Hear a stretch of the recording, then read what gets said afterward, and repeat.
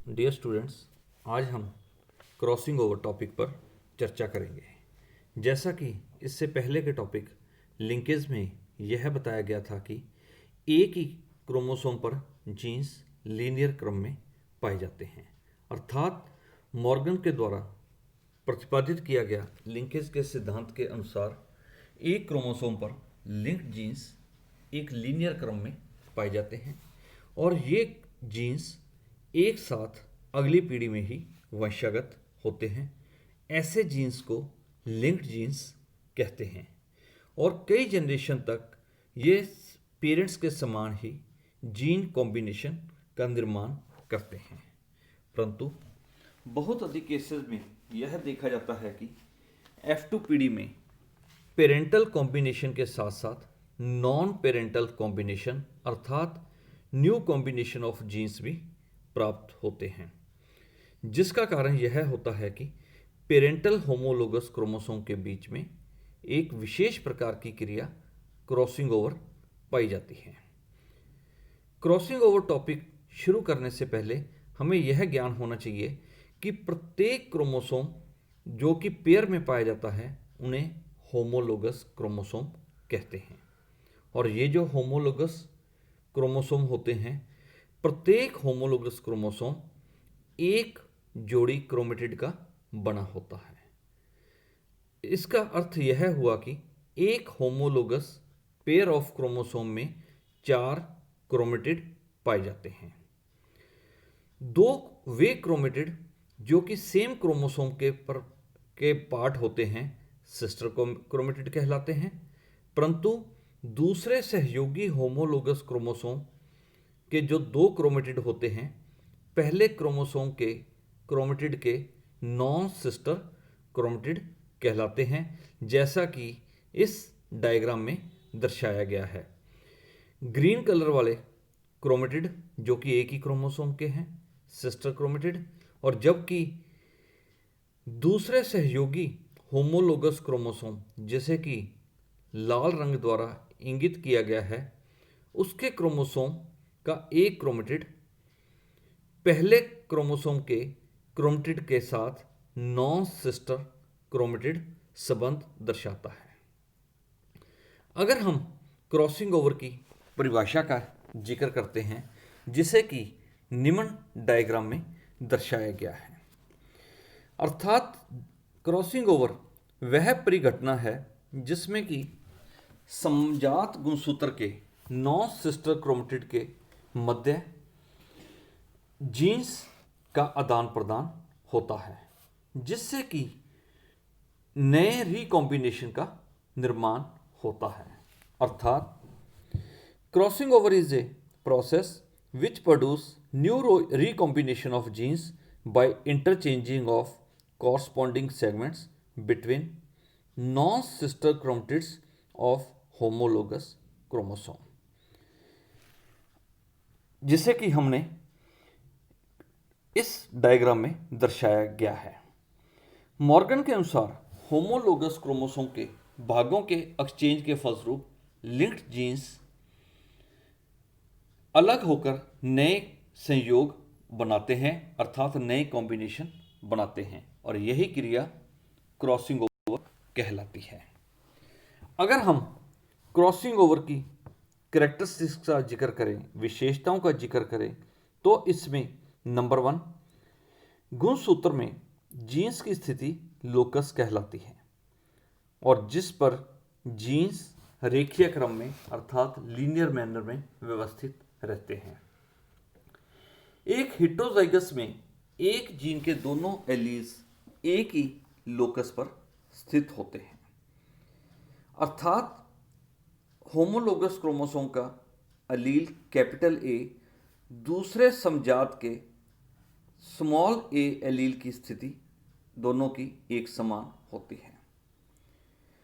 Crossing over के समय इन्हीं क्रोमेटिड खंडों के विखंडन होता है तथा आदान प्रदान होता है। क्रॉसिंग ओवर की क्रिया प्रोफेज की पैचिटीन अवस्था में ही होती है और जिसके कारण ही नए जीन कॉम्बिनेशन बनते हैं। क्रॉसिंग ओवर की क्रिया को हम निम्न क्रॉस के द्वारा उदाहरण सहित समझा सकते हैं। यह क्रॉस ड्रोसोफिला के बीच में दर्शाया गया। इस क्रॉस के अंतर्गत ड्रोसोफिला में बॉडी का grey colour capital G body के ब्लैक कलर स्मॉल जी पर प्रभावी है। इसी प्रकार लॉन्ग विंग का character capital L vestigial wing small L पर प्रभावी है।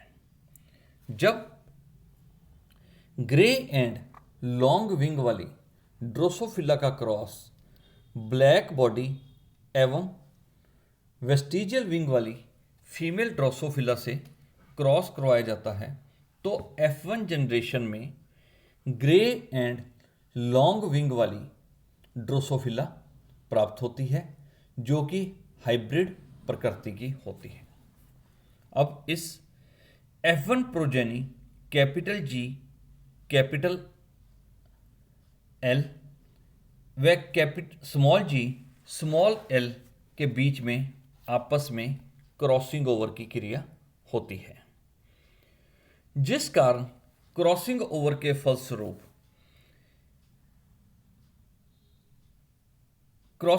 फलस्वरूप कैपिटल जी स्मॉल एल व स्मॉल जी कैपिटल एल वाला नया जीन कॉम्बिनेशन प्राप्त होता है। जब इस नए कॉम्बिनेशन वाले ग्रे एंड लॉन्ग ड्रोसोफिला मक्खी का क्रॉस का टेस्ट क्रॉस होमोजाइगस रिसेसिव अर्थात ब्लैक बॉडी एवं वेस्टिजियल विंग वाली ड्रोसोफिला से क्रॉस करवाया जाता है तो F2 पीढ़ी में नए जीन कॉम्बिनेशन प्राप्त होते हैं। ऐसा इसलिए होता है कि F1 पेरेंट्स के गैमीट फॉर्मेशन के दौरान जिनमें क्रॉसिंग ओवर की क्रिया हुई होती है उनमें दो प्रकार के गैमीट बनते हैं, जिनमें gene combination capital G small L एवं दूसरे गैमीट में स्मॉल जी कैपिटल एल पाया जाता है।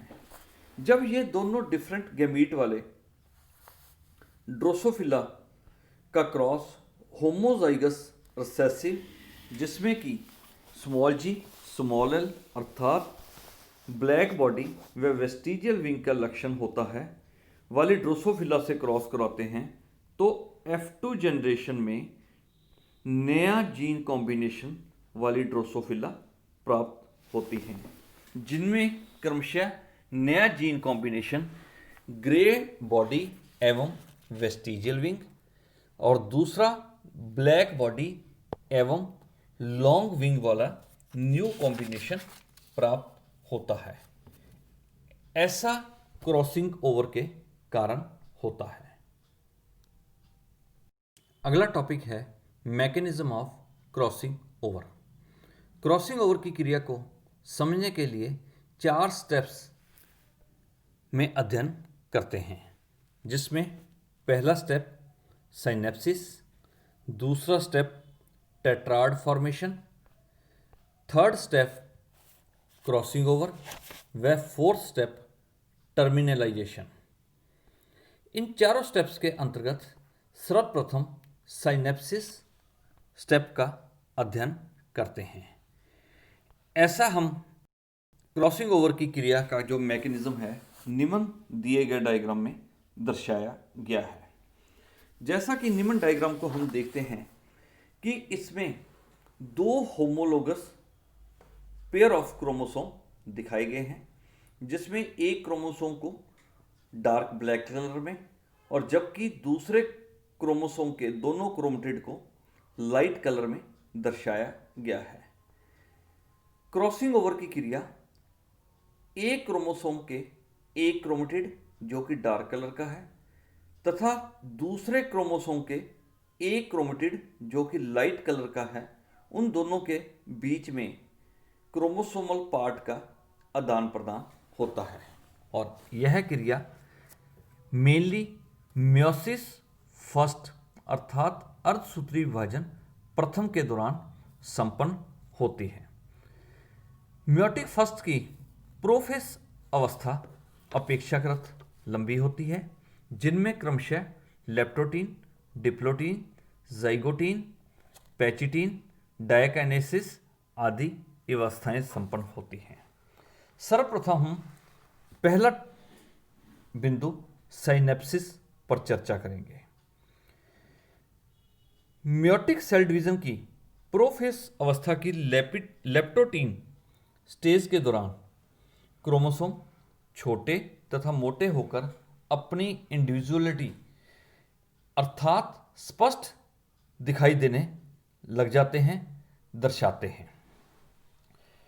प्रोफेस फर्स्ट की सेकंड अवस्था जाइगोटीन अवस्था के दौरान होमोलोगस क्रोमोसोम आपस में एक दूसरे के पास आकर पेयरिंग बनाना शुरू कर देते हैं और इस प्रकार होमोलोगस क्रोमोसोम की पेयरिंग साइनेप्सिस कहलाती है।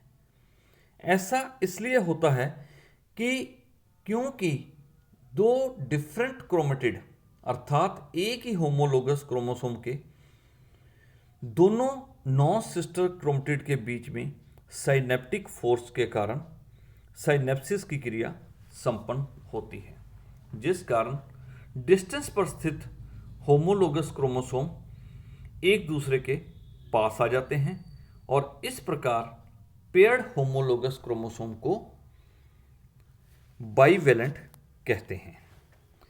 सेकंड है टेट्राड फॉर्मेशन अर्थात डुप्लीकेशन ऑफ क्रोमोसोम। प्रत्येक साइनेप्स्ड क्रोमोसोम के दोनों क्रोमेटिड एक दूसरे से अलग अलग होना शुरू कर देते हैं और इस प्रकार एक क्रोमोसोम के दो क्रोमेटिड बन जाते हैं जो कि डायड कहलाते हैं। इस प्रकार चार होमोलोगस क्रोमेटिड का ग्रुप टेट्राड कहलाता है, अर्थात टेट्राड में दो डायड पाए जाते हैं और क्रॉसिंग ओवर की क्रिया भी इसी टेट्राड अवस्था में होती है। जैसा कि पहले भी बताया गया है कि एक क्रोमोसोम के दोनों क्रोमेटिड सिस्टर क्रोमेटिड कहलाते हैं और दूसरे होमोलोगस क्रोमोसोम के दोनों क्रोमेटिड पहले व दूसरे के प्रति नॉन सिस्टर क्रोमेटिड कहलाते हैं। नेक्स्ट है क्रॉसिंग ओवर। क्रॉसिंग ओवर की क्रिया प्रोफेस फर्स्ट की पैचिटीन अवस्था अर्थात टेट्राड स्टेज में संपन्न होती है। इस अवस्था के दौरान नॉन सिस्टर क्रोमेटिड आंशिक रूप से एक दूसरे से कुंडलित हो जाते हैं, जैसा कि निम्न डायग्राम में दर्शाया गया है।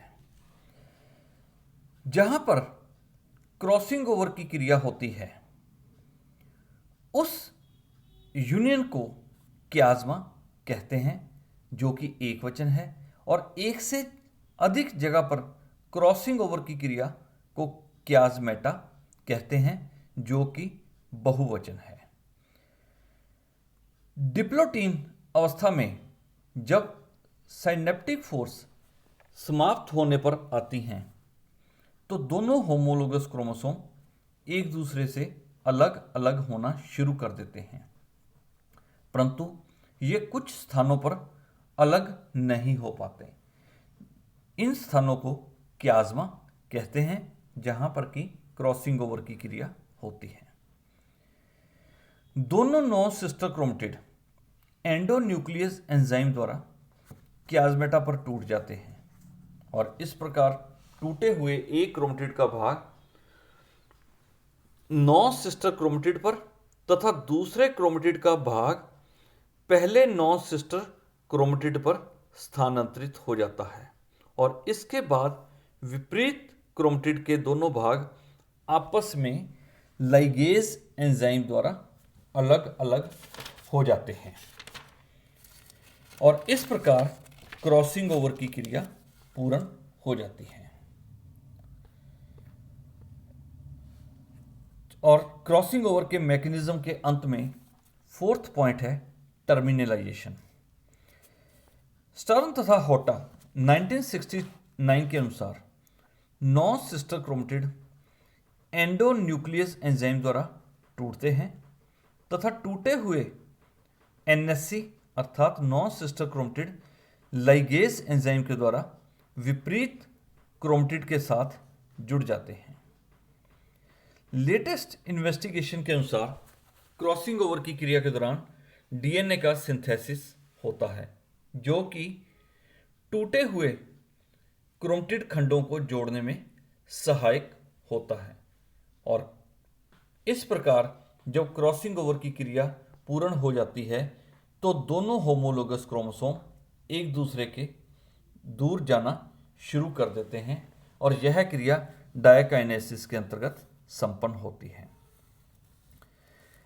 रिपल्शन की क्रिया अर्थात प्रतिकर्षण की क्रिया सेंट्रोमियर से टीलोमियर की तरफ अनजिपिंग के समान जिस प्रकार एक जिप को रनर द्वारा खोला जाता है उसके समान चलती है और अंत में समजात गुणसूत्र अर्थात होमोलोगस क्रोमोसोम एक दूसरे से अलग अलग हो जाते हैं। Thank you very much.